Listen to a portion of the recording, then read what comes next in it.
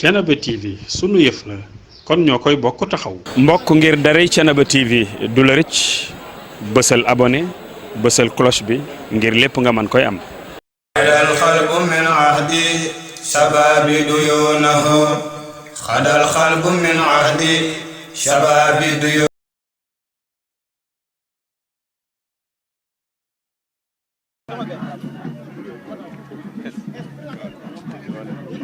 baasal leeral bi yaa ngi leer nañ xeesal gi bokk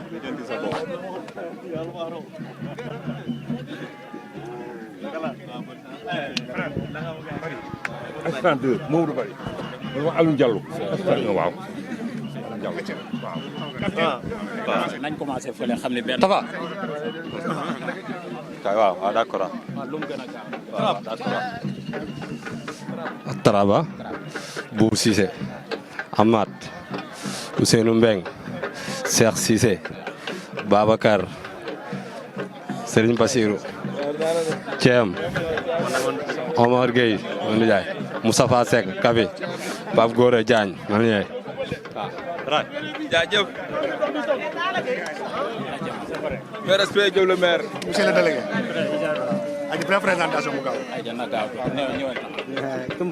voilà Pape Matar Toul Abdou Aziz Ndiaye Gora Sarr Gora Gueye Ndiaga Seck Baye Talla Gueye Mohamed Fall Boubou Tall Fallou Sall Fallou Ndiaye Souleymane Diop Baye Saliou Diagne Ibrahima Khalifa Tall Baye Youssou Ndiaye Mohamed Fall Abdou Rahman Gueye Lo Babacar Ndiaye d'accord yéen laa faral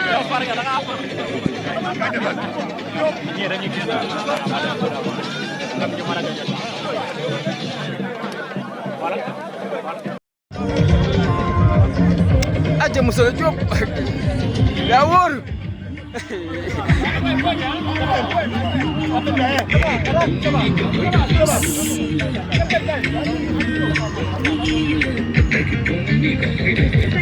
may lañu ah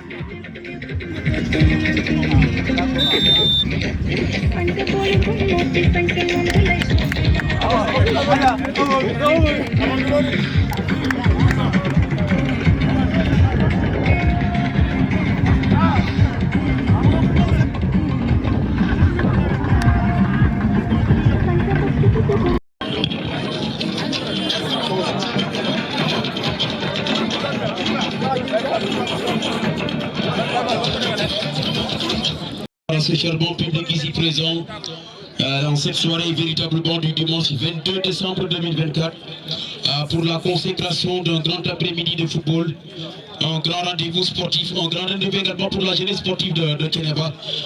Donc c'est véritablement une soirée inoubliable, une soirée également mémorable que nous sommes aujourd'hui ce soir pour suivre cette grande finale d'une autre facture entre deux grosses pointures donc sous nos yeux, deux grandes mastodontes, deux grandes ASC, deux grandes formations bien évidemment qui ont marqué donc l'histoire du football ici donc dans la région donc de Thiès, véritablement dans la région donc du centre. Un grand rendez-vous en tout cas qui a fait en tout cas autant de tollé, autant de pluie également dans les coins, c'est les coins les plus reculés du département de Thiès. C'est véritablement ici le point de mire, le point de ralliement, le point d'attraction, c'est bien entendu. Donc ce stade municipal donc de la zone donc de Thiénaba, c'est bien entendu donc la zone 10A, en l'occurrence véritablement qui va abriter en cette soirée donc du dimanche 22 décembre, juste à quelques encablures donc du début donc des fêtes de Noël, qui commémore et consacre donc véritablement le début donc de la naissance donc du Christ ou la zone donc 10A, donc l'insigne honneur d'abriter cette grande manifestation sportive, cette belle fête du football entre deux grosses pointures comme je l'ai dit tout à l'heure.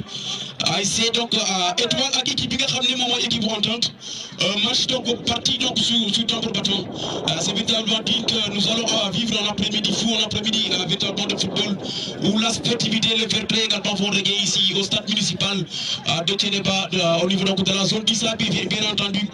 Messieurs, dames, vous qui nous écoutez, vous qui également qui nous suivez ici au terrain donc mythique de véritablement de Thiénaba, c'est donc dire que nous allons vivre un après-midi fou entre en tout cas deux grandes ASC yi nga xam ne kenn ku ñu ne def nga jaloore marqué nga également histoire fii donc ci zone 10A muy deux ASC qui se tiennent de près de par véritablement donc la circonscription territoriale, mais également de par donc la qualité sportive, de qualité également de par également la qualité donc de jeu. Ñu jël bis bi également dara jàlle ko koo xamante ni c'est un bis héritier à la Djigora de cette commune donc de Thiénaba. En tout cas une valeur sûre de cette commune de Thiénaba, une valeur également incontournable. L'un des en tout cas sommité, l'un également des grands hommes qui ont marqué donc l'histoire donc de Thiénaba. Moi en tout cas un digne héritier, n'est également le parrain de cette manifestation, M. Deblobert, accompagné en tout cas d'une très forte délégation, une marée humaine dira-t-on. Moi en tout cas kenn ku ci ne jóge ci gox yi gën a fasantikoo pour en tout cas accompagner donc Deblobert, n'est également koo xamante ni à travers donc les œuvres sempiternelles, les œuvres combien donc importantes donc fii ci Thiénaba.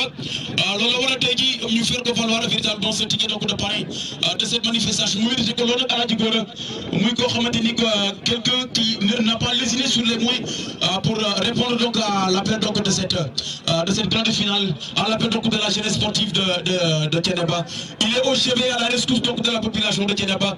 Tey jii donc moom ñu gis en tout cas une jeunesse donc de Thiénaba recroquevillée et requinquée donc sur elle-même, muy en tout cas une jeunesse sportive férie donc du football, des amateurs yoo xamante ni c'est des véritables hommes du sérail, c'est véritablement des hommes qui s'y connaissent véritablement, muy en tout cas les hommes du milieu qui connaissent véritablement le milieu donc du sport, le mouvement navétane.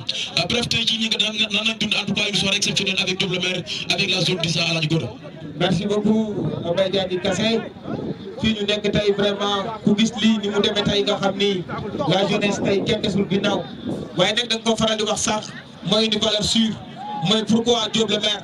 Le choix du parrain aussi fii ci Thiénaba nekk loo xam ni lu xel mën a nangu la.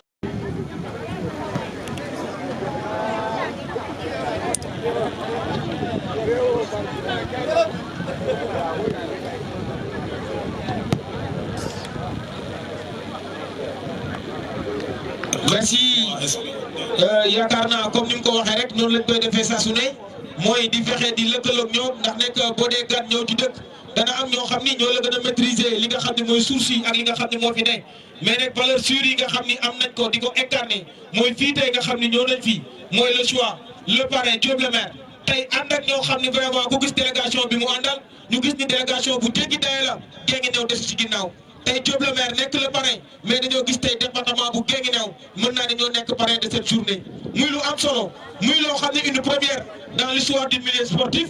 tey bu ñu gisee lu mel ni yaakaar naa muy ñaari entité yoo xam ni tànk bi nga leen gisee dafa mel ni tey du yomb ndax fii ma gis les bleus blancs fii ma gis ñi nga xam ni ñoo sol maillot rouge yi boole ko ay culottes yu jaune yaakaar naa du yomb waaye nekk la jeunesse de Thiénaba ñoom ñëpp booloo nañ def benn nekk ci ginnaaw Deblobert nag nekk koo xam ni nekkatul doomu Thiénaba waaye nag dafa nekk léegi doomu département bu Guinguinéo moo tax ñu gis yaakaar naa une bonne délégation boo xam ne jóge na fële ci département bu Guinguinéo la JPS ñu mën cee tànn aussi le coordonnateur communal ki nga xam ni tey le premier vice-président de l'Assemblée nationale su mënta teew yaakaar naa monsieur Sidi Camara le coordonnateur communal mi ngi ànd ci délégation bi la JPS aussi ñi mën a tuddee ndaw ñi nga xam ni ñi ngi ànd ak Deblobert ñëw fii tey ci Thiénaba yaakaar naa les Amazones su ma ci tuddee Salifal yaakaar naa tudd naa ñëpp mais dinaa nuyu aussi sama xarit Baye Diarra nekk aussi ci délégation bi un ami aussi monsieur Papa Diallo aussi mi ngi ci délégation bi nga xam ni ñoo ànd ak Deblobert tey fii ñëw fii ci Thiénaba cela veut dire que Guinguinéo kenn desul ginnaaw ñoom ñëpp bàyyi nañ lépp lu ñu jàppoon daal di ñëw fii ci Thiénaba gunge Deblobert mooy un digne fils yaakaar naa fii ci Thiénaba waaye nag ñu leen di wax ni un digne fils nekk fële ca Guinguinéo bu ngeen bett aussi ëllëg suba ñu jël doomu Thiénaba bi daan ne ko dañ koo tuddee dara ca Guinguinéo loolu bu mu leen bett ndax da koo doxee moo tax tey ngeen gis Guinguinéo kenn desul ñëw fii ci Thiénaba ensemble ñu ne dañuy commémorer cette journée dañ koy féete ànd koog yéen parce que nekk c'est la jeunesse feetu ndaw ñi la feetu xaw ñi la xale ñi la ñu gis ñoo aussi Deblobert nekkoon aussi un ancien sportif yegg naa fii nga xam ni mooy Thiénaba def na ci jaloore football na fii ba bàyyi nekk fi président ASC tey du delloo ko raay bu mel nii ne ko yow yaay parrain bi kon yaakaar naa Thiénaba dese na tuñ la dara Deblobert dëkk baa ngi nii Guinguinéo ngi nii say mbokk ngi nii yaakaar naa sportif yaa ngi nii ñu bëgg koo def ci fair play Mbaye Diagne Kassé mu nekk lu am solo loo xam ni mënuñu koo bañ a wax fii nga xam ne fii lañ nekk tey. Merci beaucoup Alaaji Gora. Je crois que le décor est déjà campé comme vous l'avez tantôt dit. L'obscurité peut-être déjà s'est déjà installée. Tout compte fait, nous sommes donc dans la période donc de décembre. Je crois que la zone donc de Thiénaba a pris en tout cas tous les devants pour très tôt donc commencer cette belle rencontre qui s'annonce palpitante entre ces deux grosses pointures donc sous nos yeux. Alors que donc là c'est l'équipe de Entente, si je ne me trompe, qui va peut-être plutôt donc équipe étoile Waguedonou qui démêler comme pas mal. Alors que là donc c'est une faute sous les yeux du juge central, directeur donc de la partie qui nous vient donc de la Soukra donc de Thiénaba. Salut également M. Walidiaï qui nous vient donc de la Soukra de Guéguinéo. Un grand sifflet, le début sifflet donc on se rappelle donc des phases nationales dans la région donc de Thiès, véritablement qu'il faisait partie à la Djigoro donc des 15 meilleurs sifflets du Sénégal. Et là je crois bien que c'est une grande prouesse. Voilà, c'est bien de signaler ça, M. Walidiaï, nekk fële ci ginnaaw. Kon baax na lu baax a baax nga daal di koy signaler. Merci beaucoup Mbaye Diadji.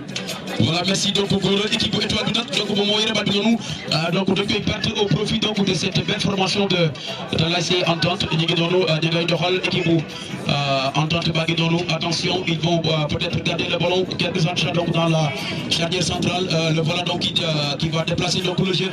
Les rouges jaunes ñu ngi noonu. Rouge jaune nag boo ko gisee sama xel day saan day daal di sori dama xel day dem ci équipe bu Diadji bu Diourbel, sama xel également day dem ci ces grandes ASC qui ont marqué l'histoire donc du football et dans le mouvement navétane particulièrement à la Djigoro.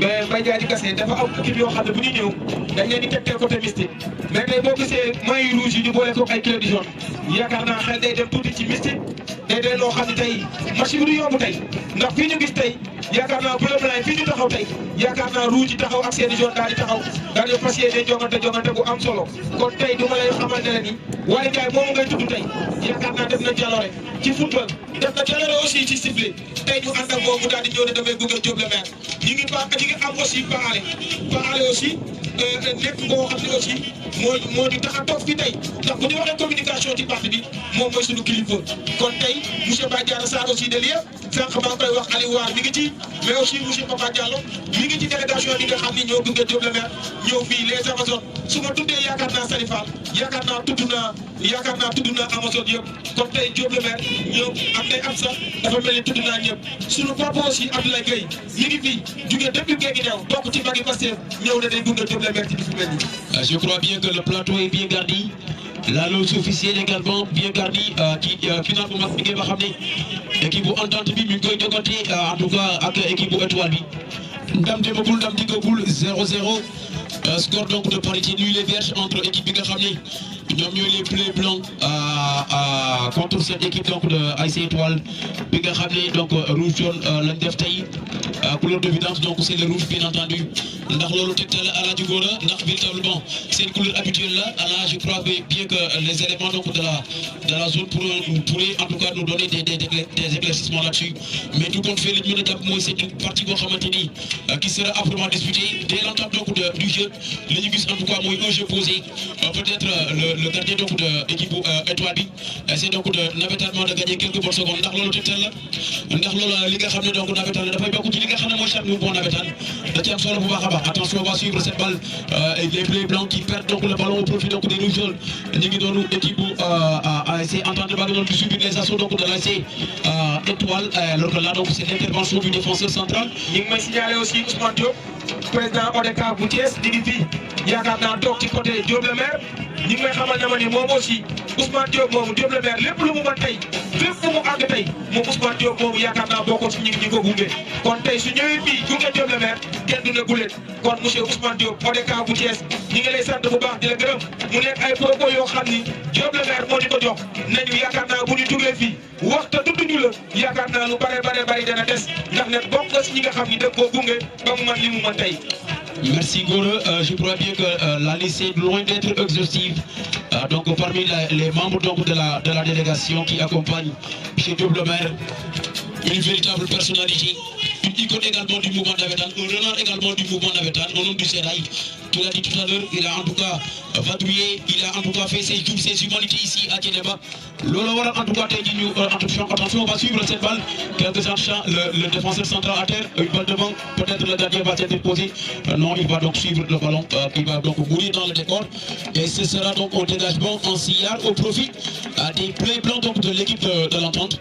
donc 2 jours à terre et j'espère qu'il y aura donc plus de peur que de mal di fàttali donc ci délégation bi nga xam ni ñoom ñoo ànd ak donc monsieur donc Diop le maire dirigé donc par voilà Diop le maire maa ngi gis donc Cheikh Ndiaye monsieur Cheikh Ndiaye monsieur Modou Sarr gis naa ko fi donc pilote officiel bi gis naa également monsieur Ousseynou Yassane Sall monsieur Ousseynou Yassane Sall nous avons également noté la présence donc de monsieur Amadou Fall monsieur Bey donc nekk également des pensionnaires donc d'État également bokk ci les amis donc de Diop le maire entre autres pour ne citer que cela au fil donc du temps au fil donc du match danañ ñëw ci li nga xam ne moom mooy les autres membres qui accompagnent monsieur Diop le maire tey jii muy nekk en tout cas une très forte délégation au niveau donc de la lutte officielle kenn ku ci ne nekk en tout cas une autre personnalité une autre facture. On va également saluer la présence et remercier donc Didier, lui qui assure donc les opérations techniques, alors que là c'est une frappe un peu molle qui n'inquiète pas donc du tout le gardien de but. La relance rapidement, attention, on va suivre cette équipe donc là, c'est attendre par l'entraîneur donc du numéro 10.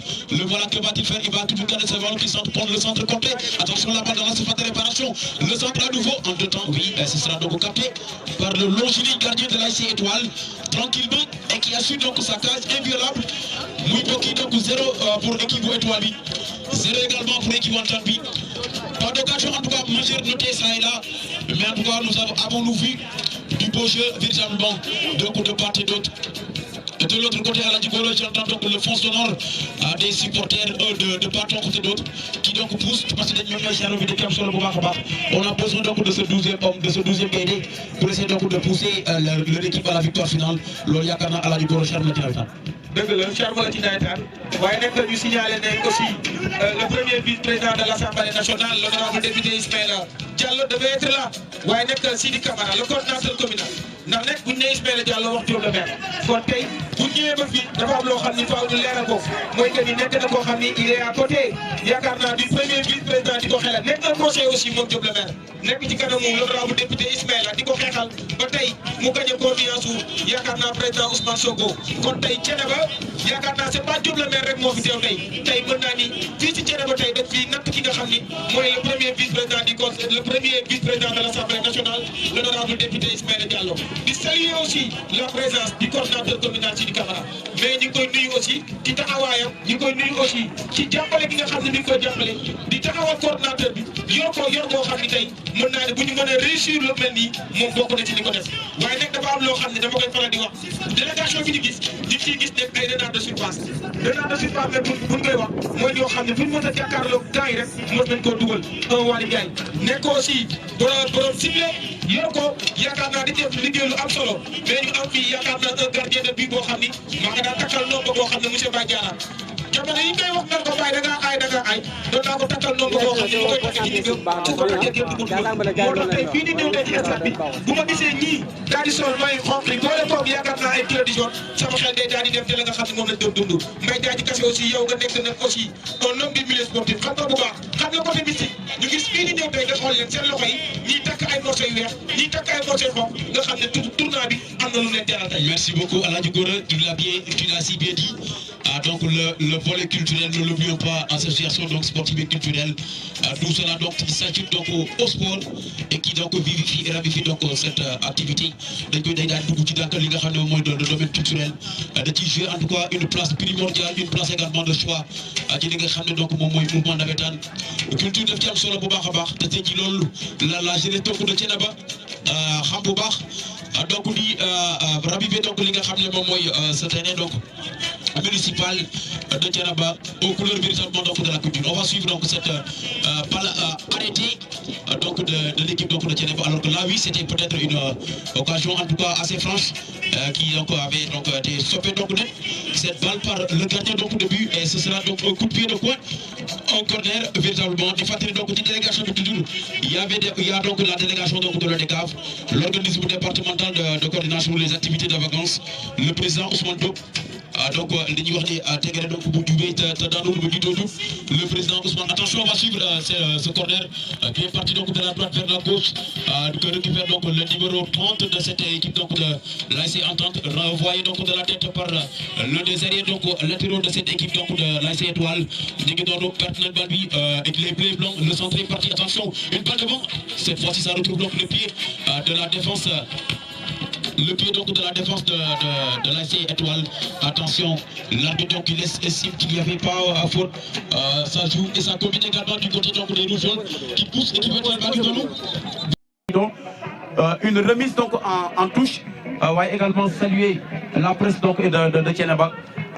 Thiénaba donc voilà, Thiénaba Info, la presse donc en ligne, la télévision donc de Mam Amarindak Sek qui nous connaît bu baax a baax, ce grand héritier donc de l'islam, de véritablement di ko ñaanal suñu borom bu baax suñu borom yokk ay leeram yokk taas ci barkeem. Tey jii donc bu ñëwee ci sa terre donc bénite, sa terre sainte, c'est véritablement yoon la aussi. Ñu nuyu donc sa famille, nuyu également tous donc toute la famille donc de la famille Seck. Donc ñu nekk en tout cas suñu marabout nekk également du ñaanal véritablement ñu leen di bàyyi xel baax a baax. Le président Ousmane Diop, je le disais tout à l'heure. Voilà, Serigne Assane Seck aussi le khalife général ñu koy nuyu bu baax. Attention, on va suivre cette balle de Étoile. Heureusement qu'il y avait donc l'inamovible capitaine. Voilà donc qui était là, qui met donc le pied. Attention, le numéro 30 est là, très en vue donc en ce début donc de partie. Une balle axiale devant, le gardien qui sort de sa case. A été sorti donc complètement reconverti en dernier défenseur pour enrayer complètement le danger. Donc le secrétaire général également de l'ODCAV, Mankoy donc M. Biran Niang, le secrétaire général de l'ODCAV, donc lui qui coordonne toutes les activités donc de l'ODCAV, M. Biran. Donc nous disons donc d'être la bienvenue donc fille. Donc stade municipal donc bu Thiénaba. Dans la délégation également il y a le trésorier général adjoint de l'ODCAV donc de Thiès, M. Babacar Fall, lui aussi donc au milieu de la partie. Attention, on va suivre cette balle tranquillement, saisi donc par le longilique gardien donc de l'AS Étoile. Également je vois le DGA donc de la zone 3A, M. Ousseynou Dieye, moom aussi gis naa ko ci délégation bi. Muy en tout cas de fortes personnalités ici donc de diverses contrées, kenn ku ci ne en tout cas yor ndomba tànk bu mag a mag. Tey jii ñoom ñëpp tey jii ñëw ci li nga xam ne moom mooy la zone donc 10 pour suivre donc la consécration. Ce match très important en tout cas, cette belle finale. Tuddee ko en tout cas Diop le maire wax ko léegi des qualificatifs donc son nombre. Véritablement Diop le maire avec donc ses qualités incommensurables. Diop le maire véritablement avec le sens donc de son humanisme. Diop le maire véritablement avec li nga xam ne moom mooy le sens élevé donc des responsabilités, le sens aigu des responsabilités bien entendu. Loolu war a tey jii la zone donc 10 ne ko yaanu doy véritablement sur donc ces bases donc de qualité intrinsèque yi nga xam ne Diop le maire am na ko tey jii wax nga ko léegi bu ñu nee Diop le maire tudd Thiénaba bu ñu nee Diop le maire également tudd le premier vice-président donc du conseil de l'Assemblée nationale monsieur l'honorable député Ismaïla Diallo, qui est représenté donc par une très forte délégation bu mënee Sidi Camara. Donc day yóbbaale ñi ci des ñëpp bu mënee Papa Diallo day yóbbaale ñi ci des ñëpp waaye bu mënee Ndeye Absa day yóbbaale toutes les Amazones. Véritablement bu mënee Aladji Goro Diop day yóbbaale le volet donc de la communication. Bu mënee Pape Alé Ndiaye également idem muy ñoo xamante ni yaakaar naa c'est des valeurs sûres, c'est des en tout cas personnalités évidentes donc de Guéguidiaw jugee ci gox yi gën a fasal ci côté gi ñëw jàppale ko ci bis bi parce que olof la ne Aladji Goro koo xamoon na koy def nam la defa tax. Voilà loolu nga wax mooy dëgg waaye ñu ngi may signaler aussi ne fii ñu toog tey Khalifa Ibrahima Ndiaye aussi nekk responsable Pastef fii ci Thiénaba mi ngi nekk ba France ñu ngi may xamal ne ma ni ku jàppale Diop le maire ci bis bi la kon tey day baax bu ñu ñëwee fii ndax nekk nit bu defee dara day baax boo doogee ci ay mbokkam faaw nga wax ko kon ñu ngi wax mbokki Khalifa di leen wax Diop le maire sant na ko bu baax gërëm na ko bu baax a baax a baax ci jàppale gi nga xam ne mi ngi koy jàppale waaye rek nii la mën a def ndax dafa bokk Pastef aussi nee nañ ma rek moo jiite fii Pastef fii ci Thiénaba waaye maa ngi wax sànq ni waa sifflet bi maa ngi tudd sànq Waly Ndiaye waaye mon ami Ndié Mbaye Brosso kenn ku ci nekk xam ne def na lu la ci sifflet. C'est l'un des meilleurs sifflets. yaakaar naa bu ñu amul problème ci wàllu arbitrage dañuy war a tudd Ndié Mbaye. Attention kon Ndié Mbaye nekk na koo xam ni vraiment amatuñ lenn loo masterclass bu ñëwee fii tey yaakaar naa ñëw ñu rek ànd ak ñi nga xam ne ñooy ay xaritu Diop mais yaakaar naa couche yëpp lañ laal couche yëpp lañ laal dem nañ indi ay joueurs indi nañ ay jàngalekat indi nañ ñu xam sifflet indi nañ yaakaar naa ñu xam football kon Diop le maire ante yëpp la boole tey ñëw fii ci Thiénaba uniquement ngir bëggal waa Thiénaba ñun waa Guinguinéo aussi ñu am ci wàll ñu am ci wàll wu rëy ndax Diop le maire dëgg la Thiénaba la bokk waaye nag Guinguinéo dafa mel ni ñoom moom Diop le maire bis nag du tuuti borom lay nduru. Toutes les couches sociales sont bien représentées dans toutes les circonscriptions territoriales de donc la région de Thiès, de la région donc du Sine Saloum. Ils sont bien représentés parce que Diop le maire c'est un homme universel. Yaa ngi tudd léegi l'un des grands sifflets donc du Sénégal muy Ndiembay en tout cas nekk en tout cas un grand sifflet de la Soukra de Guéguinéo. En tout cas yàgg dem ces grandes éditions. Il connaît en tout cas ces grands rendez-vous, ces grandes journées là, ces grandes finales. En tout cas il s'y connaît bien moom ak Waly Ndiaye véritablement. Mais tey jii yaakaar naa le juge central assisté donc par les deux arbitres là yaakaar naa ñu ngi def un travail exceptionnel, un travail également de titan au sein donc de l'arbitrage. Ñu leen di ñaan également bonne carrière et bonne continuation. mbokk yi tey jii fii donc ci stade municipal donc bu Thiénaba entre équipe bu Entente bi ak équipe bi nga xam ne moom mooy Étoile ndam demagul nag dem dikkagul vous qui nous suivez au niveau donc de la télévision donc en ligne, la presse en ligne bien représentée, Thiénaba TV, Géo TV également en direct et en exclusivité. ngeen di toog seen kër en tout cas di am la retransmission en direct et en exclusivité yaakaar naa loolu lu ñu war a magnifier la Géo TV. La communication dafa am solo bu baax a baax ci li nga xam ne mooy ces grands rendez-vous. Diop le maire en tout cas ku ko xam également ku mën bis la li ko waral mooy tey jii ba mu ñëwee une marée humaine en tout cas ñoom ñoo accompagné le maire le Diop le maire le parrain donc de cette manifestation. Attention, on va suivre l'équipe de l'ASC Étoile, la frappe et l'ouverture du score. L'ouverture du score mi ngi noonu. DJ Tempo musical. waxoon naa la ko sànq newoon naa la mooy wetul ma may waxoon naa la ko mi ngi noonu kàcc na ko ci kaw kaay voilà mi ngi noonu mi ngi noonu. voilà li lamb vive l'attaquant qui voilà dugal nañ qui en tout cas envoie l'ASC Étoile au 7e ciel. Voilà dugal nañ l'ASC Étoile est au 7e ciel. Les supporters sont en liesse. Est-ce que gis nga li may gis? Ouais, attention à la Gigolo. Ni xoolal ñi ngi tekki joor bi dugal am na lu ñuy tekki. Attention à la Gigolo. Nee naa la xoolal may match bu décisif la. Seetaan nañ lu ne. Un match en tout cas qui sera vraiment disputé. L'une des meilleures occasions en tout cas dans cette rencontre ont été procurées par l'équipe Entente bi. Mais attention à cette équipe donc de l'ASC Espoir, tout compte fait, elle a des individualités. Le numéro 10 qui a catapulté donc le ballon. Le gardien de but n'a fait que constater les dégâts. L'arbitre qui les jouait. Attention, équipe Entente Baguidonou. Nyagaïdem, c'est une remise en toute petite mise en compte. Voilà.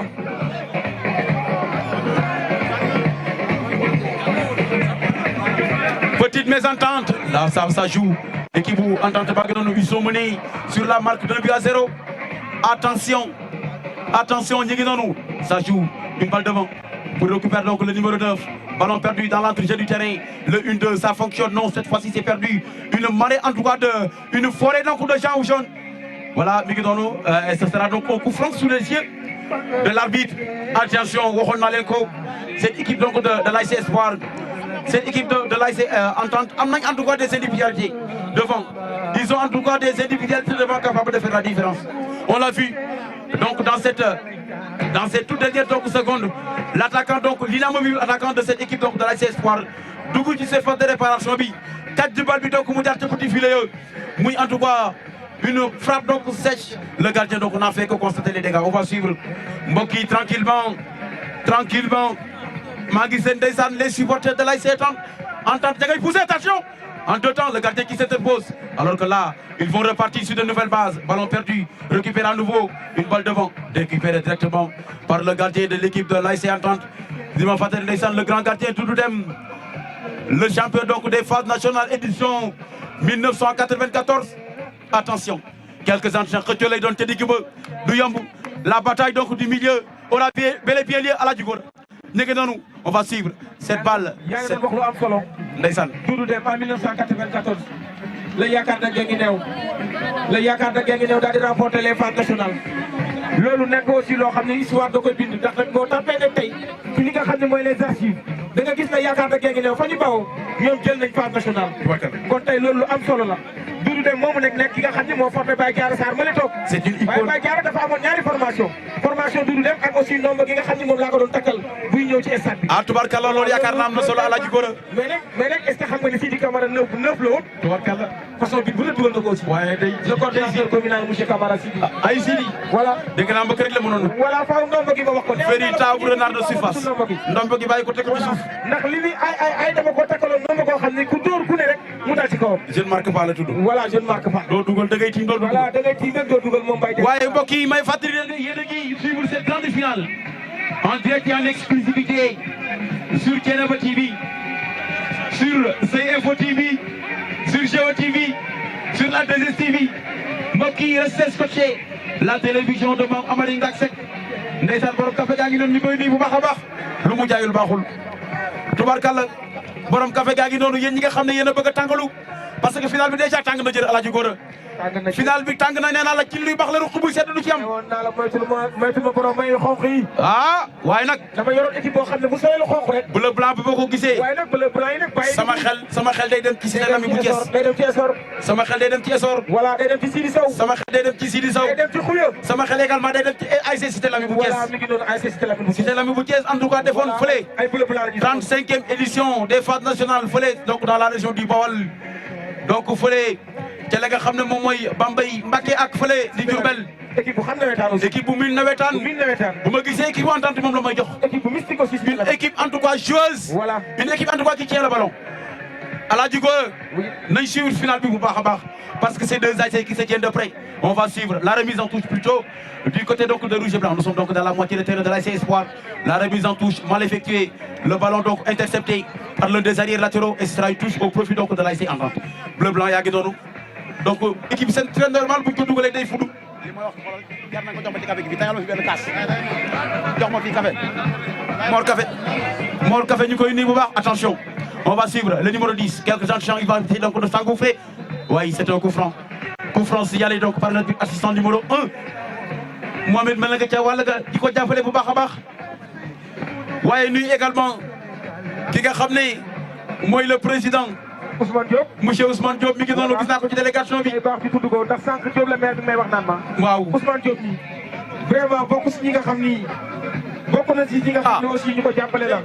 waaye aussi Birame Niang le secrétaire général ODCAV yaakaar naa mi ngi ci délégation bi mais Babacar Fall aussi TGA ODCAV bu Thiès yaakaar naa mi ngi ci délégation bi Ousseynou Dieng TGA John 3A. mi ngi ci délégation bi. kon yaakaar naa bisu Diop la maire aussi nii rek la mën a toll. kon gis nañ ci Thiès. gis nañ ci Diourbel gis nañ ci Guinguinéo gis nañ ci Dakar yaakaar naa une délégation boo xam ni dafa regroupé couche yëpp uniquement ngir sargal Diop le maire ndax nag maté na ko sëkk aussi. Et il faut également signaler que les deux équipes en tout cas sont en train donc de livrer une belle partie de donc de d'autres.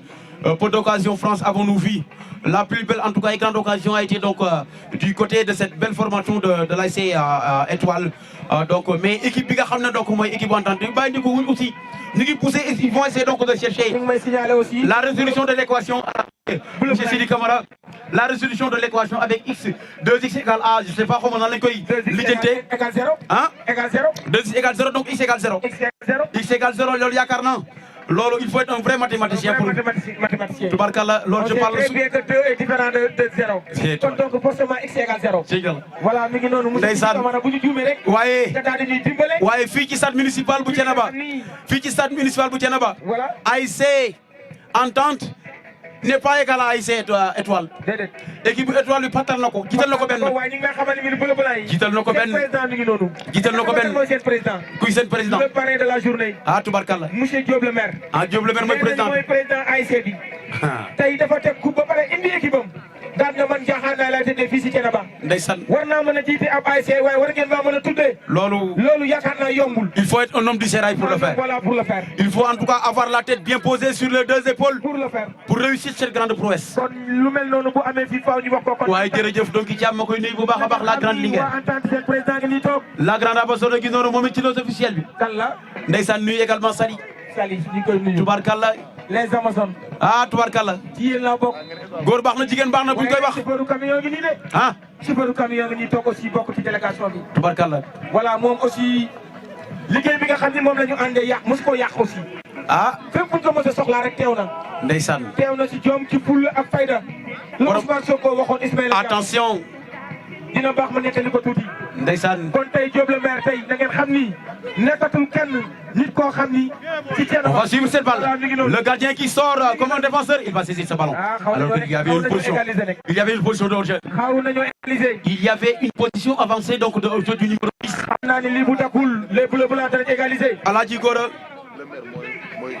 voilà le maire donc de Thiénaba mi ngi noonu monsieur Talla Diagne ak sa délégation ñëwit prêter main forte à monsieur donc Diop le maire. ñu ngi lay nuyu bu baax. Diop le maire ak le maire donc de la commune. oui Diop le maire ak le premier magistrat de la commune donc de Thiénaba. mi ngi doon di dugg si. ndeysaan monsieur Talla. monsieur Talla ñu ngi lay nuyu bu baax a baax a baax a baax. Talla Diagne. ñu ñëw fii sa dëkk. ah tubarkalla nga xam ni tey xale bu ñu dajee fii yow ndeysaan yaay meeru dëkk bi l'ami de la jeunesse monsieur Talla de la jeunesse tubarkalla la jeunesse rek nekk loo xam ni ça joue yaakaar naa kenn mënu koo natt ça combine également du côté des rouges jaunes ñi ngi noonu ña ngay jéem a doxal day dem contré il sera contré et ce sera un coup franc en tout cas li ma mën a jàpp mooy le numéro 30 le numéro 10 le numéro 69 ils sont en tout cas très en forme en ce début donc de partie c'est pour dire tout simplement le capitaine également mi ngi noonu le patron donc de la défense la charnière centrale l'une des pierres axiales en tout cas de cette équipe donc d'entente. Alors attention, on va suivre donc voilà une petite faute comme donc sur l'un des hommes donc du milieu de cette équipe donc d'espoir qui mène sur la marque 2-0. yaakaar naa bii matinal la ils sont cueillis à froid. benn occasion la kàcce la ko mu dugg ci kanam. voilà mi ngi noonu benn la cappaacoli la. occasion boo ko amee da nga koy dugal. cappaacoli la. waaw mais peu d'occasion xam nga lu tax Alaaji Gora les occasions en tout cas ne sont pas encore du tout franches de part donc et d'autre. C'est donc la bataille au niveau donc de l'entrée du terrain gis naa en tout cas jëm équipe bi surtout équipe boo entente bi di jéem a donc développer un tout petit peu donc sur le côté droit. Je sais pas lan moo xew ci côté bi mais je crois bien que le coach donc de l'ASC Espoir l'a très bien compris donc fàttu fépp opération fàttu fépp da daal di indi gis nañ ko en tout cas quelquefois la défense donc centrale di coulisser totalement donc à gauche pour donc jéem a contrecarrer les vérités donc offensives de cette belle formation de ces contre-attaques également de l'équipe donc d'entente tout compte fait donc ndam demagul ndam déggagul mais équipe bu Espoir bi donc moom moo amagul un léger avantage salut également Mor Café borom café yu gawraw yaa ngi ak borom wasi ñu koy nuyu bu baax a baax moom mi ngi noonu ndeysaan gars yi ku bëgg a naan ci meew mu tàng mi ak café gu tàng jër donc da ngay jege sama waa ji tubarkalla donc là on va suivre donc ce coup franc qui va être exécuté par le capitaine donc de cette équipe donc de l'ASC Espoir directement donc une frappe donc axiale molle saisi donc par le gardien de but borom relance mi ngi noonu le numéro 30 il va peut-être le gaucher magique le messie donc de cette équipe donc de l'ASC entente mi ngi noonu une balle dégagée par la défense donc de l'équipe de l'Espoir équipe d'Espoir qui subit donc les assauts. Attention, le centre est parti loin devant pour chercher donc le numéro l'excentré plutôt donc le latéral gauche qui était donc monté aux avant-postes. Nous sommes donc dans la moitié de terrain de l'équipe de l'ASC Entente, ballon en tout cas remis donc devant pour chercher donc l'excentré, une tête donc de la défense centrale équipe les bleus blancs donc ñu ngi attention, voilà coup franc. Une faute donc commise sur le défenseur central équipe Gora équipe Entente bi ñu ngi poussé mais toujours qui retrouve donc l'inéquation. L'équation et c'est voilà donc mais également min nañ ko min nañ ko c'est très normal pour ñu en tout cas pour ñu élaborer en tout cas def 5 passes yu egg day xaw a jafe c'est véritablement donc dire que donc peut-être le terrain donc un peu sablonneux sera en tout cas un vrai obstacle donc de part et d'autre mais tout compte fait xam nañ les deux équipes donc s'y connaissent yàgg nañu en tout cas délivrer donc des matchs fii donc ci stade municipal bu Thiénaba attention ñu ngi noonu équipe bu entente bi les bleus blancs ñu ngi dem une balle donc dans la diagonale pour chercher donc l'excentré droit peut-être donc dégagé par l'inamovible défenseur qui toujours veille au grain face donc aux assauts de cette équipe donc de l'ASC entente ñu ngi poussé nag di chercher donc la clé donc de la porte mais jusqu'ici donc qu'il ne trouve pas là la solution. Salut également la présence donc de Michel le maire di ko dalal bu baax a baax fii donc ci donc stade municipal donc bu Thiénaba donc lui également qui connaît donc ses grands rendez-vous ses grands jours véritablement lui également le président donc de la zone donc boo gisee donc le pari de la belle mobilisation donc est déjà atteint donc fii un terrain donc municipal plein à craquer donc c'est tout simplement la zone avec donc l'ensemble donc des délégués on réussit également un pari exceptionnel de la mobilisation et de l'organisation mais également une grande prouesse qu'il faudra magnifier à sa juste valeur. On va suivre ce coup de pied donc de coin du côté de l'ASC Entente ñi ngi poussé nag ndànk-ndànk di xool ça et là qu'est-ce qu'ils vont faire. On va suivre une balle devant le gardien en deux temps attention toujours le ballon dans la surface de réparation ñu ngi noonu le danger est toujours permanent ils vont donc voilà essayer donc de jouer le ballon arbitre na ko jugal rien estimé di boy coup franc indirect la way geste donc d'anti-jeu coup franc indirect et c'est la mi-temps entre ces deux formations. L'ASC Étoile donc qui mène sur la marque d'1-0 équipe bu Entente bi a en tout cas du pain sur la planche. Beaucoup de choses à refaire, à parfaire au niveau donc de la seconde mi-temps. En tout cas, on va vivre un après-midi fou. Une soirée exceptionnelle, mais la fête est déjà belle. Le parrain donc on n'a pas législé sur les moyens, accompagné d'une très forte délégation. Le point de mire, le point de grand rendez-vous. C'est donc Fiki Stade donc municipal à Bou Keneba, juste donc à quelques encablures donc du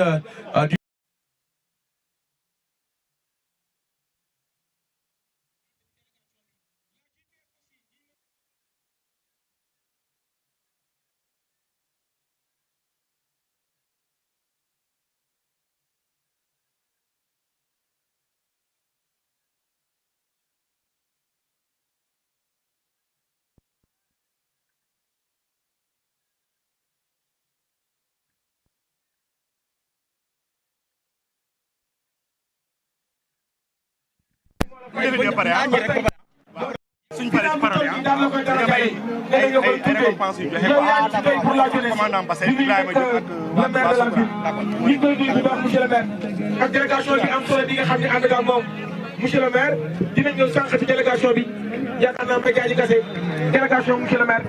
Ndeysaan mi ngi noonu. il est accompagné. c'est le maire de la ville aussi. Voilà de son premier adjoint. Voilà moom bu teewoon rek ndeysaan day daal di doy. day daal di doy mbaa bu yebale woon rek day daal di doy mu ne Diop le maire yaa ma doy maa la doy te loolu nag ndeysaan ku mu doy dara du la doy. Attention, on va suivre cette balle.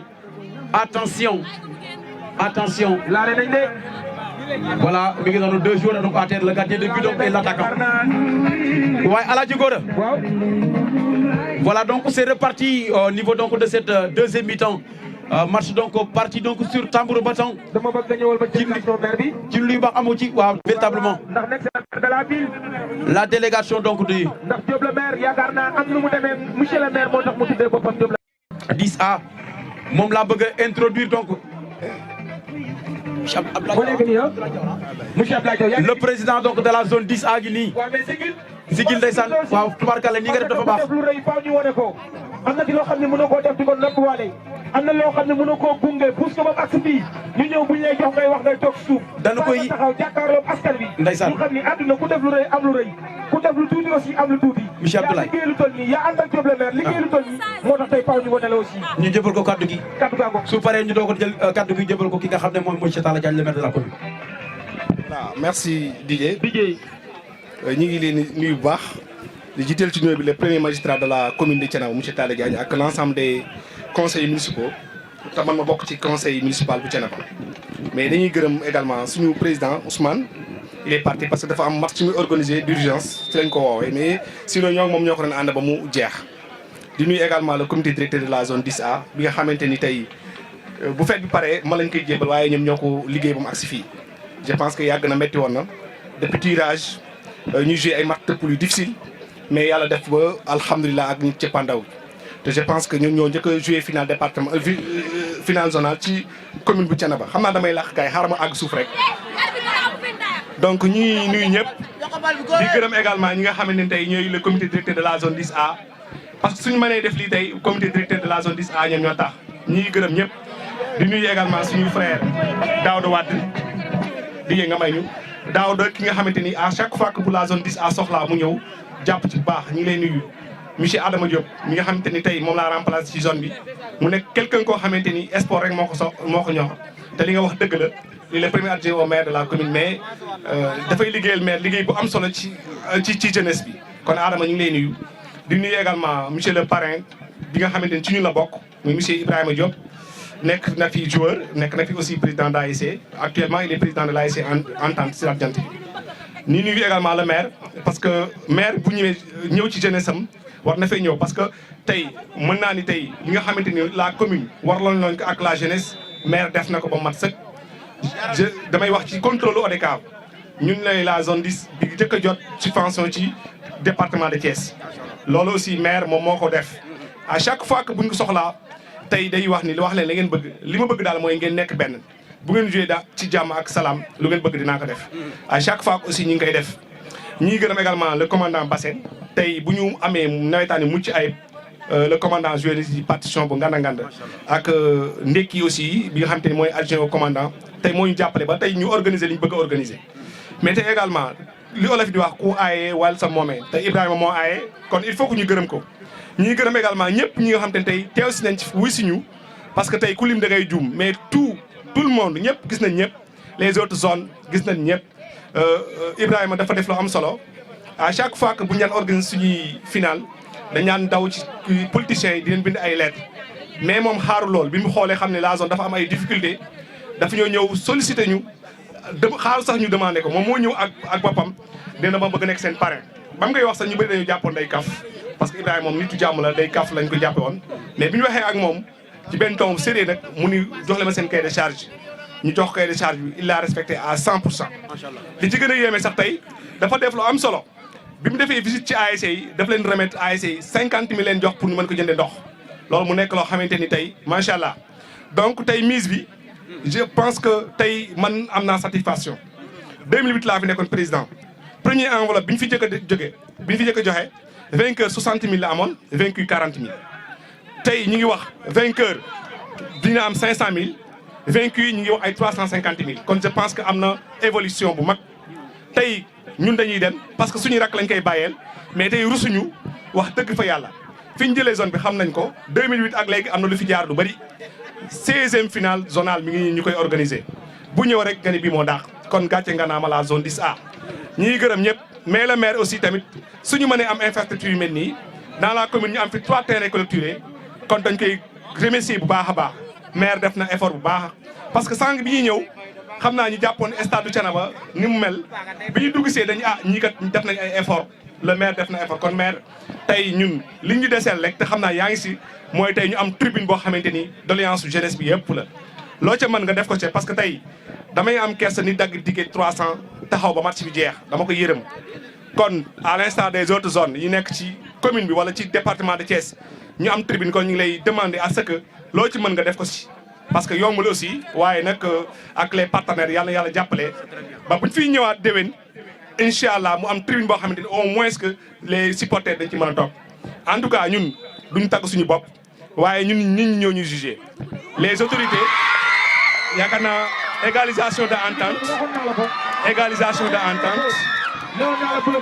voilà entente égalisé na donc entente égalisé na je pense que supporters yi kontaan nañ voilà kon duñ manière ramassé DJ yéen tamit dañuy gërëm parce que tey Ibrahima Diop xam nañ am na ay nit yéen bu ngeen ñëwee dañ ko sagal kon vraiment kontaan nañ ci bu baax a baax dañuy yamale fii les paroles comme ñi ci war a wax bëri na mais d'une manière générale kontaan nañ ñaan yàlla déwén ñu def fi lu ëpp lii parce que ku jógee 40 000 ak 60 000 ñëw ba 500 000 am na ay pas en avant te dama leen témoigner sous le contrôle ci commandant ñun dañuy jouer sans service d'ordre ñun ODCAV zone Thiénaba moo koy jouer sans service d'ordre mais cette année-ci nag le commandant du brigade daf ñoo ñëwal en appoint daf ñoo jàppale kon commandant Bassène ñu ngi koy gërëm bu baax a baax ak les éléments gendarmerie la presse asalaamaaleykum wa rahmatullah.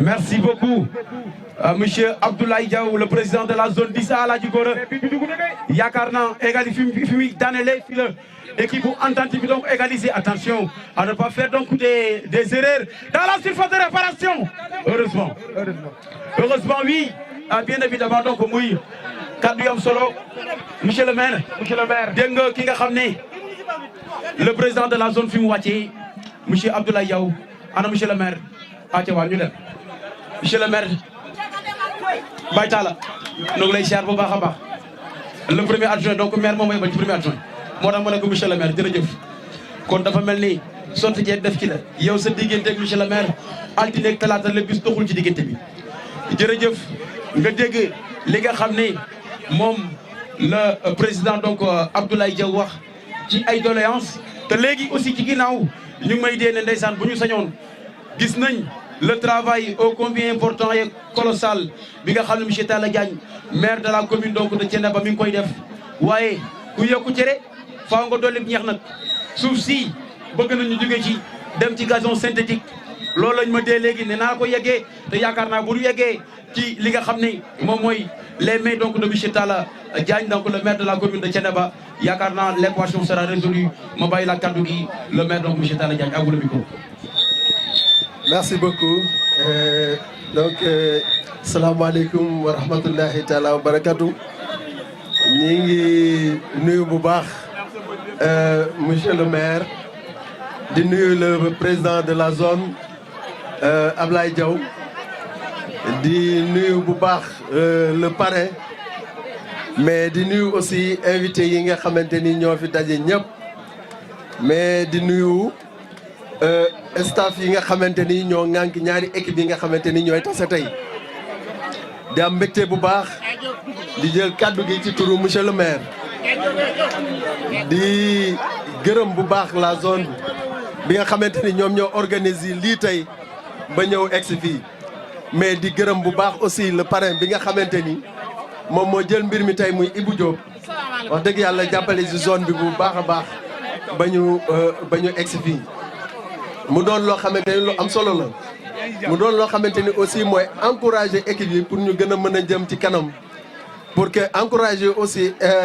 zone bi nga xamante ni ñoo ko ŋànk ñoom aussi pour effort yi ñuy def yëpp ñu mën ko récompenser à travers ça kon Ibou vraiment ñu ngi lay sant bu baax ci turu monsieur le maire ci lii nga xamante ni def ko envers la jeunesse mu doon loo xamante ni lu am solo la di wax ni aussi monsieur le maire nee na mi ngi gërëm zone bu baax mais mi ngi gërëm jeunes yi ci vraiment li nga xamante ni ñu ngi koy def jëmale ko ci commune bi mu doon loo xamante ni lu am solo la moom aussi comme ni ko Ablaye demandé rek muy promettre ni incha allah rabbi pour tribune yooyu ñu waxoon bu soobee yàlla mi ngi ci te fas yéene na incha allah rabbi pour def ko pour que jeunesse bi yëpp wax dëgg yàlla mën a am mbégte bu yàggul rek am na ay partenaires yoo xamante ni waxtaan na ak ñoom ci lu jëm ci loolu mais bari na aussi ay correspondance yoo xamante ni def na ko ci loo xamante ni li jëm ci loolu ñu am yaakaar ni incha allah rabbi bala ñu ñëwaat déwén yàlla mën nañu dimbali incha allah rabbi ba yooyu antu ba nga xamante ni tribune yooyu nga xamante ni doléance bu yàgg la ñu mën ko réaliser incha allah rabbi mu doon loo xamante ni lu am solo la mais maire di gërëm encore particulièrement Ibou Diop Ibou vraiment maire nee na mi ngi lay sant bu baax mi ngi lay gërëm parce que lii aussi mënoon nga ko jël ba pare te doo ko ci invité mais bi nga ko jëlee moom nga njëkk a xalaat pour inviter ko pour mu ñëw ci mbir mi mu doon loo xamante ni vraiment lu am solo la kon ñi ngi sant bu baax ñëpp di sant waa zone bi di sant aussi ñi nga xamante ni vraiment ñoo jàpp ci mbir mi ba mu egsi fi ba bés bi mën a mel nii kon vraiment di leen wax rek mbégte maire kontaanteem ba tax tey mu jóg déplacé wu ñëw ni Ibou moom mooy ñëwal boppam pour fekk si ko gunge ko ci bis bi mu doon loo xamante ni lu am solo incha allah kon Ibou vraiment maire mi ngi lay remercier encore une fois di la gërëm bu baax a baax merci beaucoup.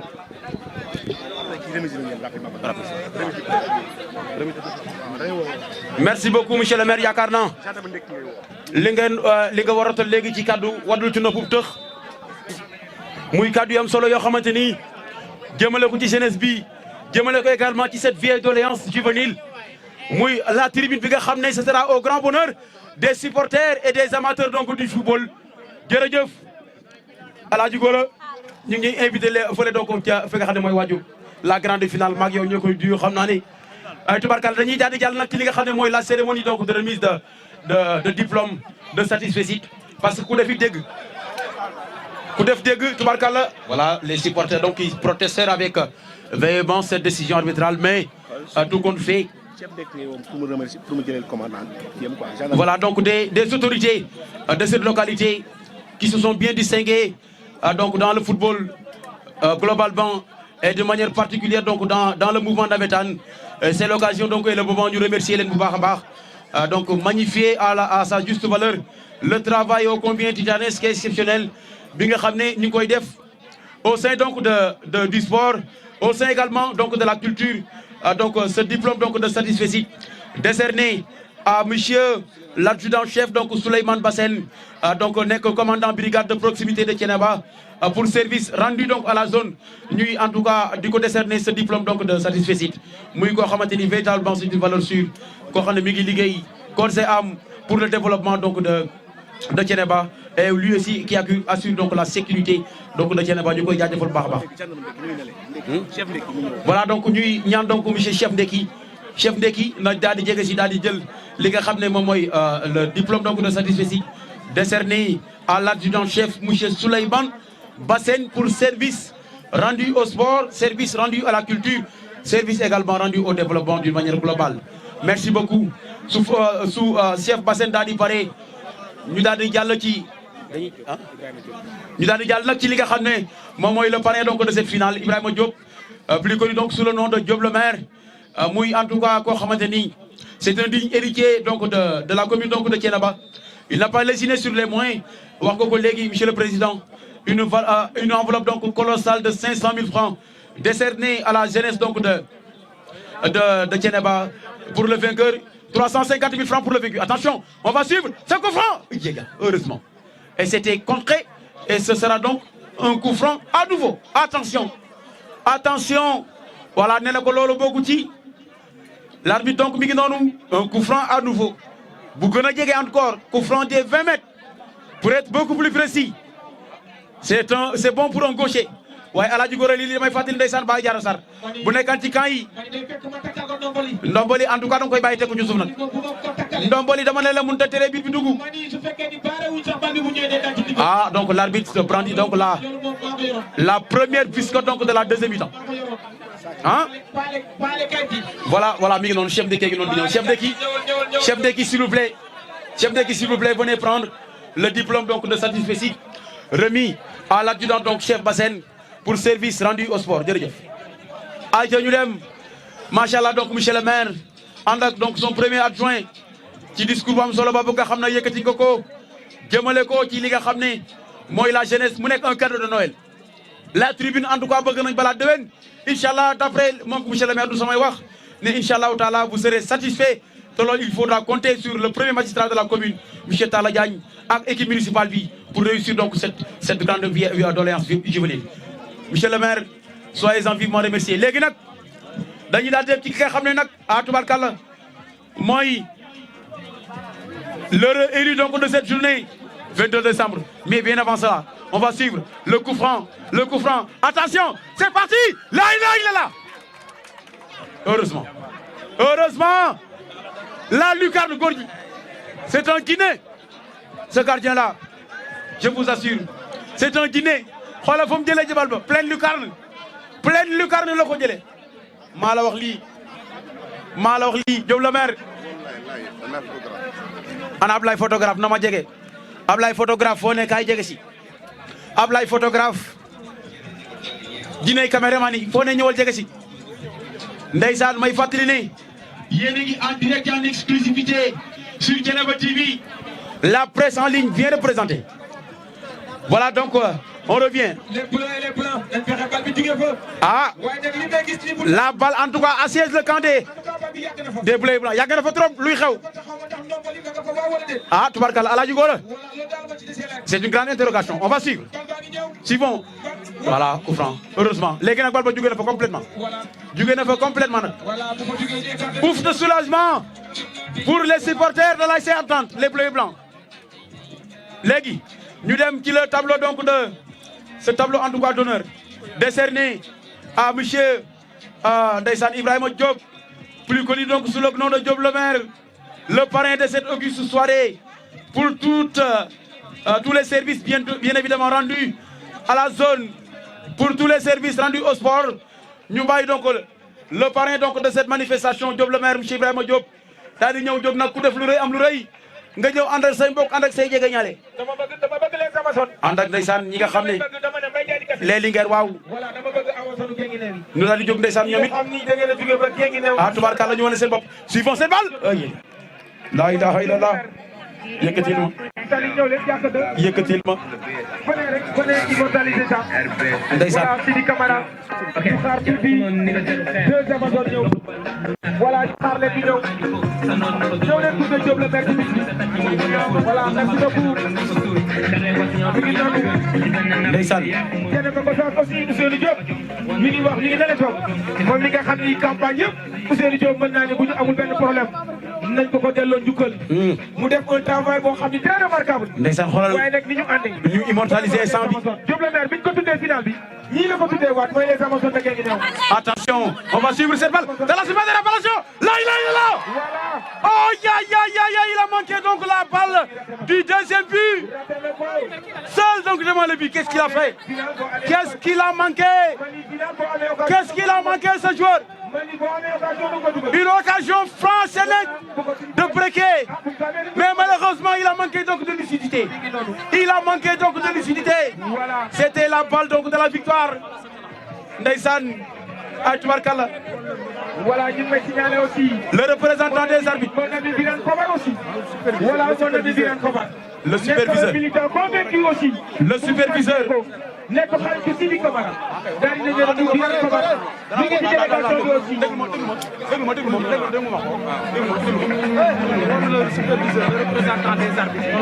Le superviseur, le représentant donc des arbitres est demandé au président s'il vous plaît.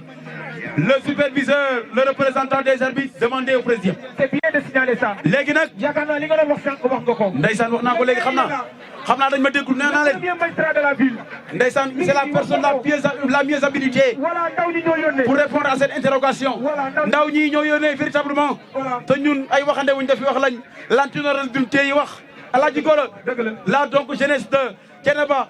nee na véritablement dañoo bëgg. Infrastructure sportive réglementaire et digne de son nom.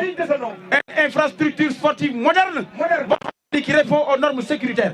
loolu yaakaar naa monsieur le maire comprendre na ko bu baax a baax monsieur Talla Diagne ak l'équipe municipale danañ satisfaire li nga xam ne mooy cette doléance là. loolu yaakaar naa wax nañ ko ñëpp dégg. Tubarkalla on va suivre cette balle de l'ASC Entente de def les bleus et blancs mel na yemb ci kaw waa Espoir yi ña nga mel na yemb ci kaw waa Espoir yi attention. sa xëccoo lay doon quelques instants ballon perte nañ ko les rouges jaunes ña nga doon ña ngay dem perte nañ ko à nouveau attention Taïga Dé une balle devant la mortier de la poitrine heureusement le capitaine était là pour veiller au grain. Ce n'est pas fini. Le danger est toujours permanent dans le camp donc de... Attention, la frappe. Alors toujours qui retrouve les gants du portier de l'ASC Espoir.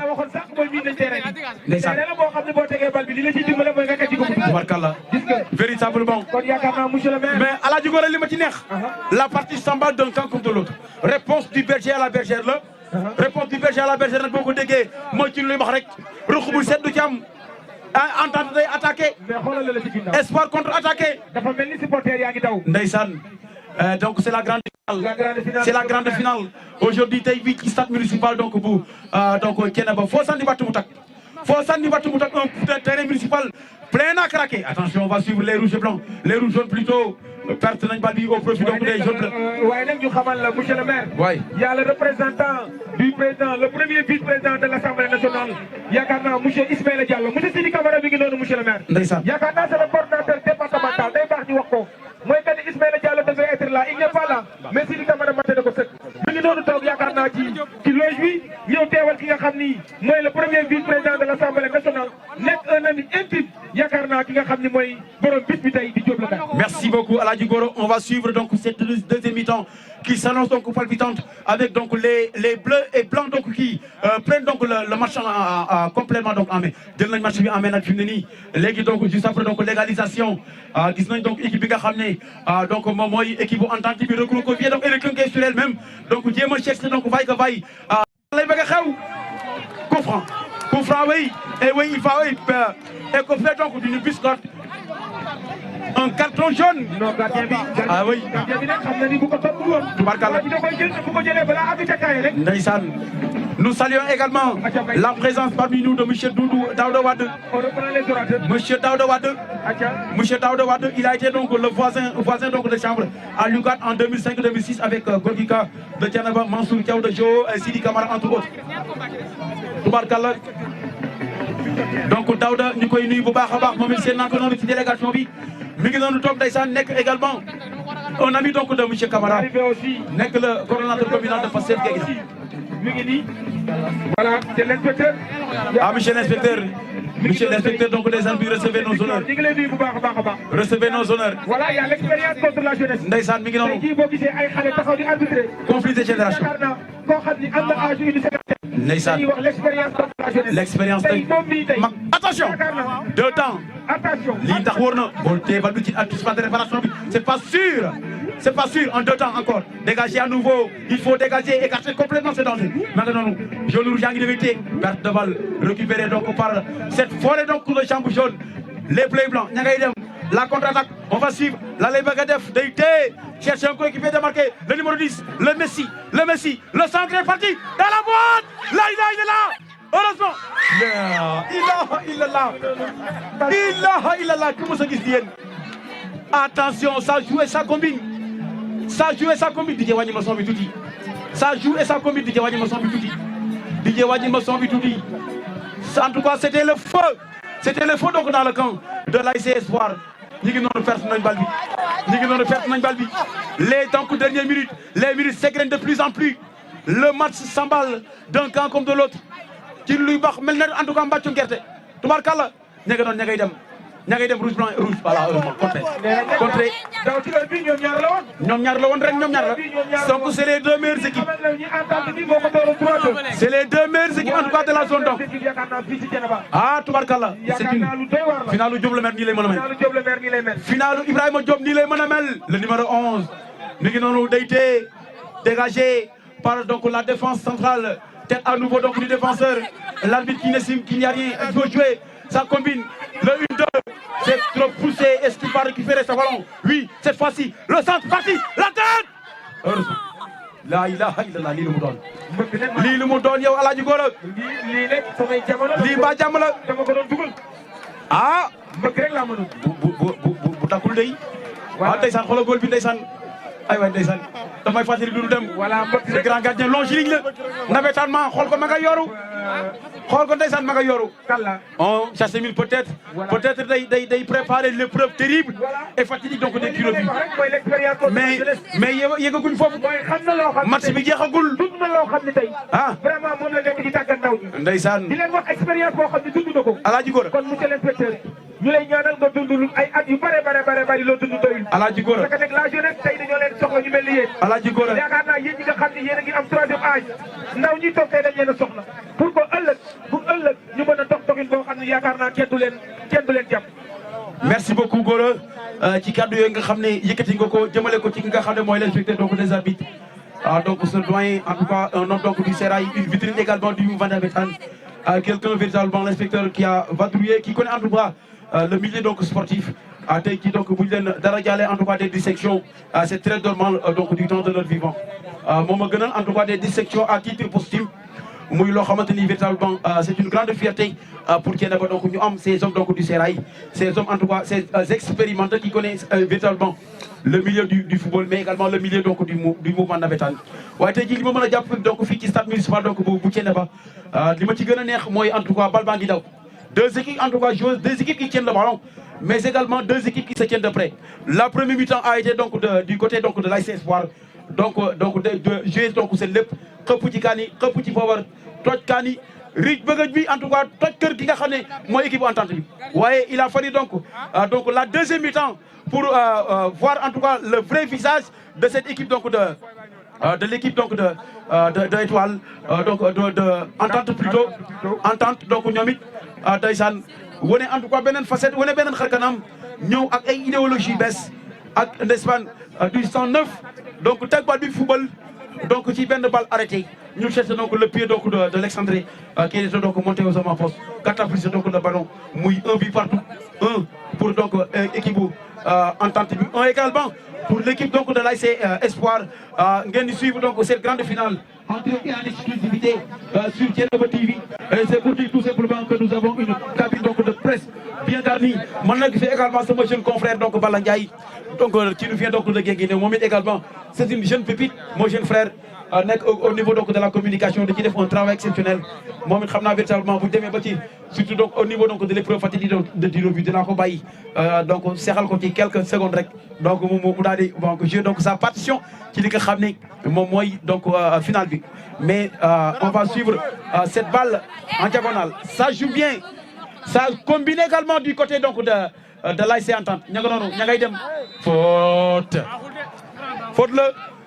faute la ndeysaan diagonale boobu neex na trop Alaaji Gora ah oui c'est le rouge oui donc l'expulsion du numéro 12 ouais, inutilement il y avait donc pas lieu donc de protester il y avait pas lieu donc de contester ou de protester Alaaji Gora ah oui waaw ndeysaan l'équipe est donc l'équipe est réduite à 10.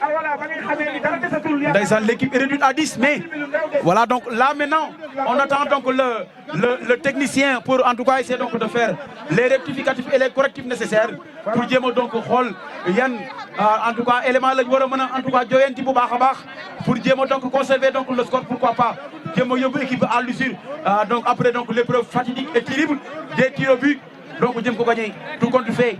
Je donne ma langue au chat góol baa ngi noonu ndeysaan tëdd góol ba day tëdd ndeysaan man góol bi daf maa neex. La sécurité aussi ñu leen di jaajëfal. Les éléments de monsieur Bassène l'adjudant Cheikh Bassène ñu koy nuyu bu baax a baax nuyu également ces éléments. parce que nekk bu ñu mënee football ci dal football ci kenn songul kenn xuloowul yaakaar naa sécurité bu doon sëkk. Alaaji Góor yaakaar naa ñu ngi nuyu. sànq le président zone dafa wax lu am solo. nee na c'est la seule zone bi nga xam ne la zone 10A dañuy jouer sans sécurité. non loolu dañ doon jouer sans sécurité. ñemewuñ koo def fële ca génn ñëw. ay xalaat déedéet mooy foofu dañuy am sécurité bu doy sëkk soo ko mën a ñëw ci terrain bi ndax nag football jeunesse daf fay am kon tey loolu bii bu amee fii si Thiénaba dafa am kon règle disciplinaire boo xam ne conflit d'intérêt aussi da cee dugg. conflit d'intérêt aussi kon nekk mu nekk loo xam ni tey en tout cas la sécurité ñu ngi leen di jaajëf. Tubarkalla mu mel ni donc la partie est momentanément interrompue donc du fait de cette blessure et de cette expulsion. Donc peut-être xam naa Waly Ndiaye bu ñu ko jege woon dana ma wax en tout cas loolu lu mu doon ndax désapprobation lay doon ndax doog soola ndax ndeysaan lu mu war a doon daal xam naa dana ko wax ndax moom il est mieux habilité il connaît en tout cas les lois du jeu loi 1 ba loi 17 lu mu la jox en tout cas du dañ ku jege woon également ku mel na Njembay dana la jox lu leer nañ la signification exacte de l'expulsion qui est synonyme donc de l'expulsion loolu yaakaar naa danañ ko xam.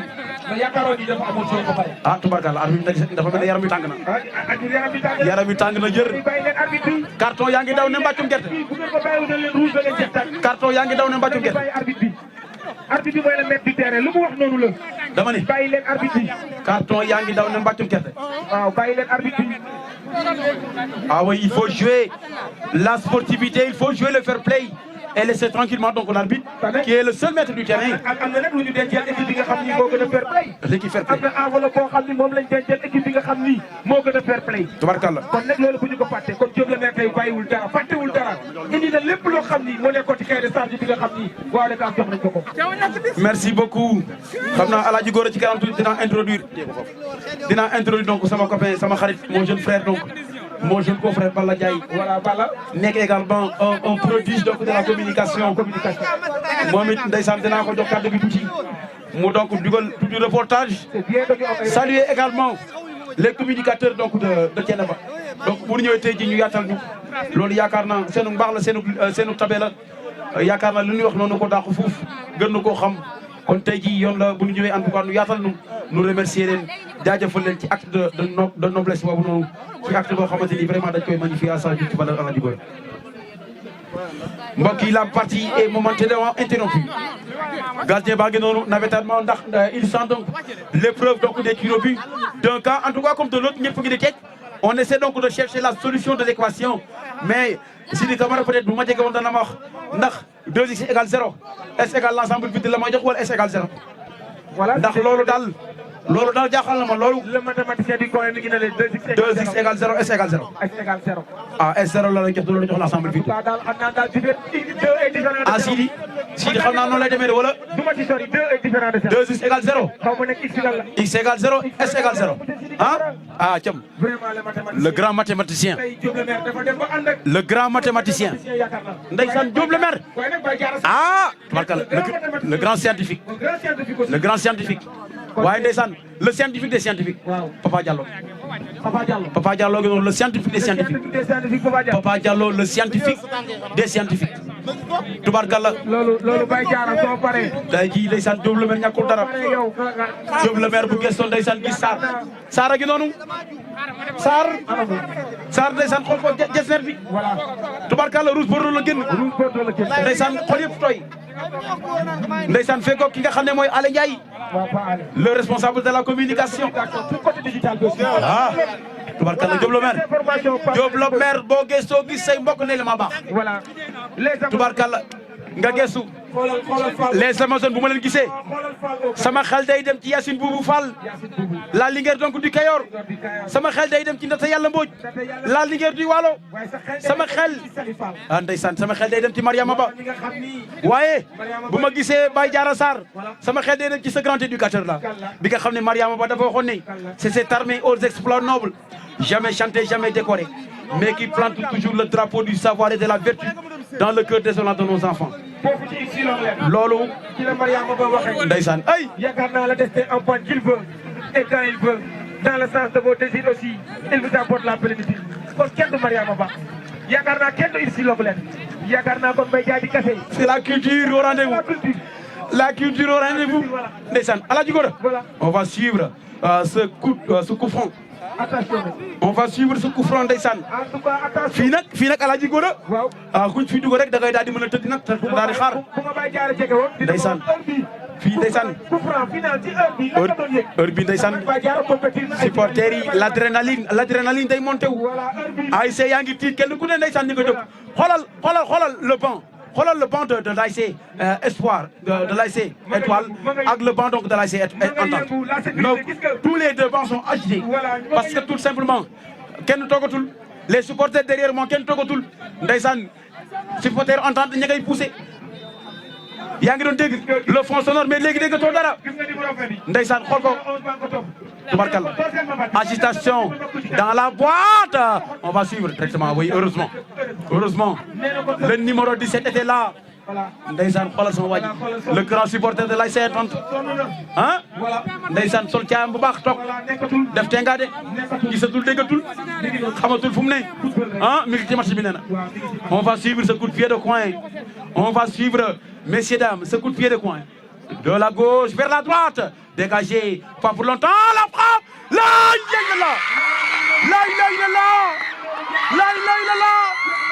c'est fini pratiquement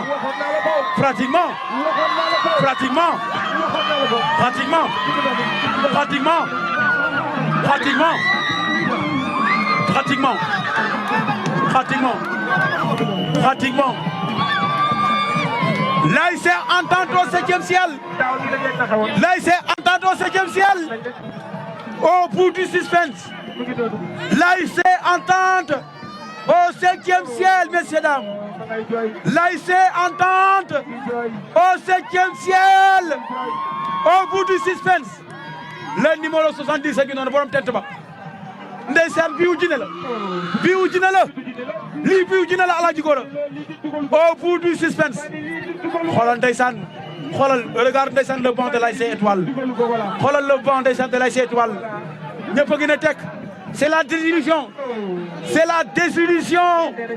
c'est les désenchantements ndeysaan nii la woon oh yaya donc finalement l'ASC Entente devient le bourreau de l'ASC Étoile match bi nag jeexagul attention match bi jeexagul il faut sortir de l'aire de jeu match bi jeexagul tant que l'arbitre en tout cas n'a pas sifflé le coup de sifflet final tant que jotagul lu ne mën na ci xew le coup de sifflet final il faut l'attendre lan moo xew ndeysaan mais c'est le suspense un suspense entier le suspense total fii donc ci stade municipal bu Thiénaba un suspense c'est le match des grands rendez-vous Aladji Gora c'est le match des grands rendez-vous la ilaha illallah bu yàggee ci camp yi rek musibaam bu ñu yàggee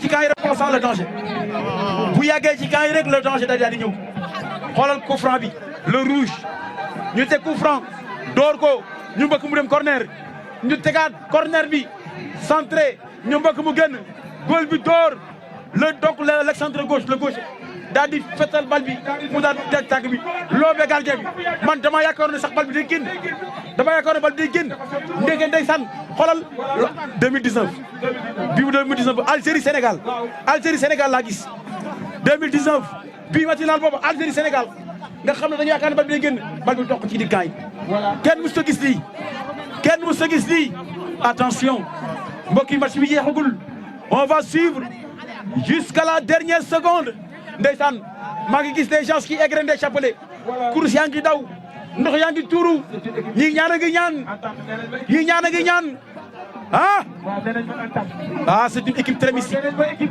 ah tubarkalla waaye football aussi feeñ na Alaaji Gora football feeñ na ndax remontada la Manchester City la ak Manchester United barki Dembo Ndiaye gis nañ ko équipe bu City bi mëne ñu remonté ko ndeysaan ah waaye nag attention Alaaji Gora match bi jeexagul attention Alaaji Gora match bi jeexagul ah ndeysaan c'est la grande finale c'est un match où le suspense reste entier Alaaji Gora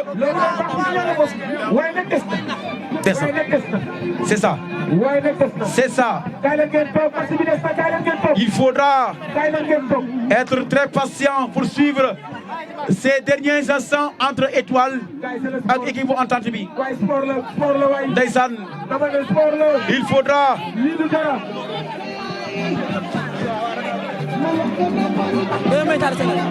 joxoon na temps additionnel mais war na jeex de li ci def bari bu ñàkk match bi waay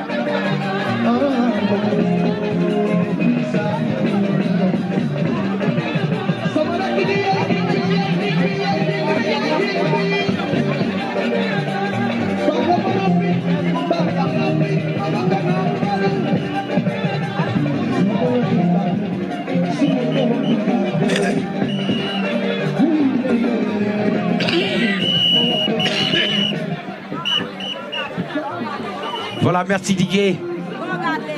La partie donc momentanément interrompue donc du fait donc du deuxième but donc voilà. Le deuxième but donc qui a en tout cas tout chamboulé. Voilà un coup franc, un supporter voilà donc un joueur qui protestait avec véhémence. C'est donc ce qui lui a valu. Voilà gars yi nga xam ne duñ officiel donc mën nañ génn terrain bi s'il vous plaît pour qu'on puisse donc terminer la partie en beauté, c'est important. Les non officiels donc ñu génn tranquillement su ko defee ñu continuer la partie parce que match bi jeexagul. may fàttali donc yéen a ngi suivre donc ce match sur Thiénaba TV, la télévision de Mame Amary Ndack Seck. La télévision donc de Amary Ndack Seck en direct et en exclusivité fii ci stade donc municipal donc bu Thiénaba, finale dotée donc de monsieur Ibrahima Diop, plus connu donc sous le nom donc de Diop le maire, mu ànd ak délégation bu mag a mag, une très forte délégation. Tubarkalla danaa la jox léegi nga ñu wax ci délégation bi bu la neexee. Saluer également la zone 10A de Thiénaba, de la commune de Thiénaba. Saluer également la présence parmi nous donc du premier magistrat de la zone de la commune de Thiénaba. Attention, c'est reparti. Mi ngi noonu, attention, on va suivre maintenant ces derniers instants. Alaaji Gora. Lay John oui. Tubarkalla. Tubarkalla. Lay John. ma Dakar ma ay ñooñu lu ñu filmewul baaxul. Dakar ma tey lu ñu filmewul baaxul. Simon c'est bon demain. waaye. Tubarkalla.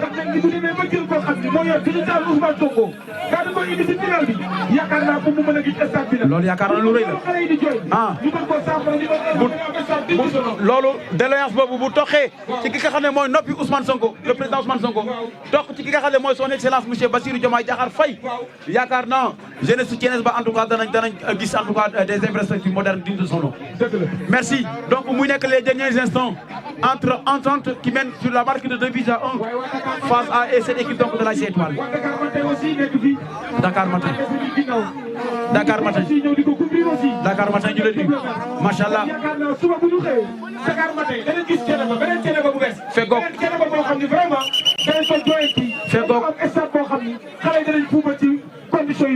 Fegoog également le duo le dieu de feu bi nga xam ne mi ngi yëgal Sénégal Kassé solution ak ki nga xam ne mooy Alaaji Gora Sapali nga xam ne lu mu yëngalul baaxul ah tubarkalla.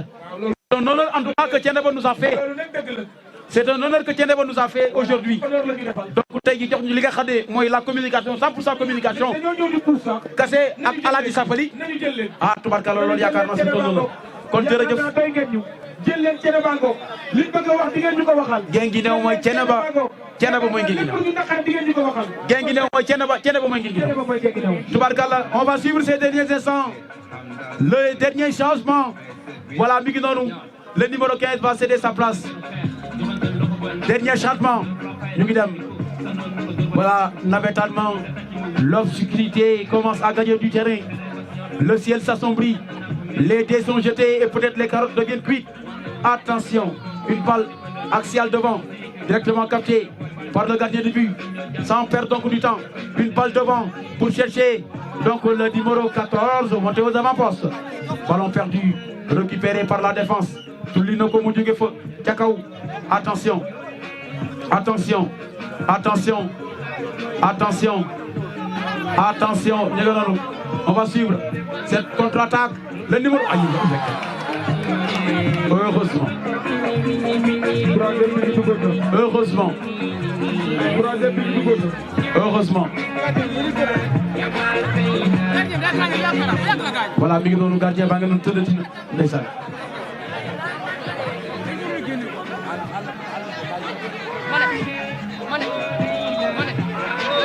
Voilà, c'est la fin. C'est la fin du match.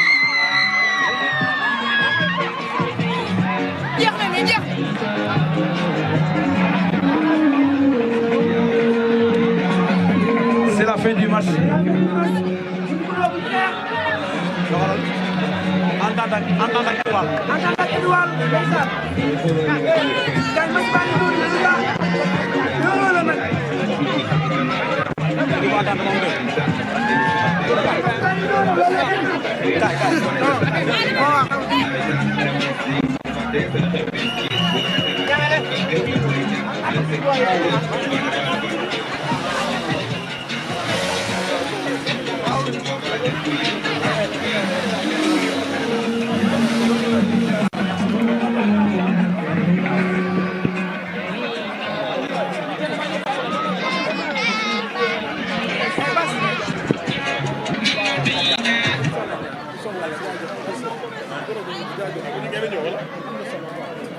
mais aku main benn fara waxuma damay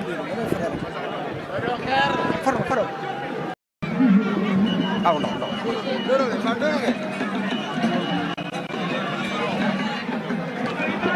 dang koy dag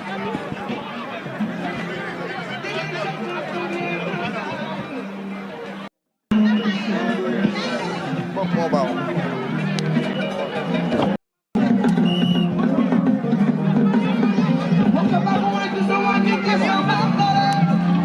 gaay mas baa ngi noonu neex na Je suis le président. La Côte d'Ivoire. L'hospitalité reçoit l'Afrique.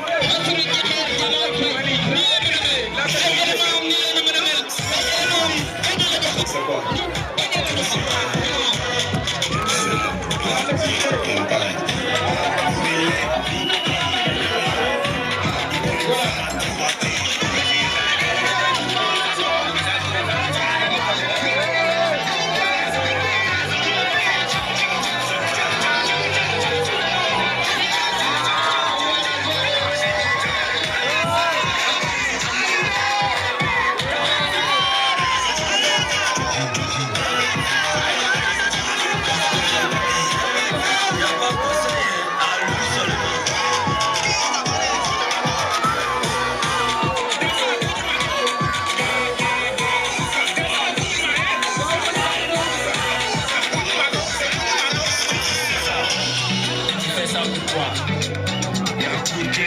Thiénaba TV à votre disposition pour la couverture de vos événements, pour la couverture médiatique des grands événements.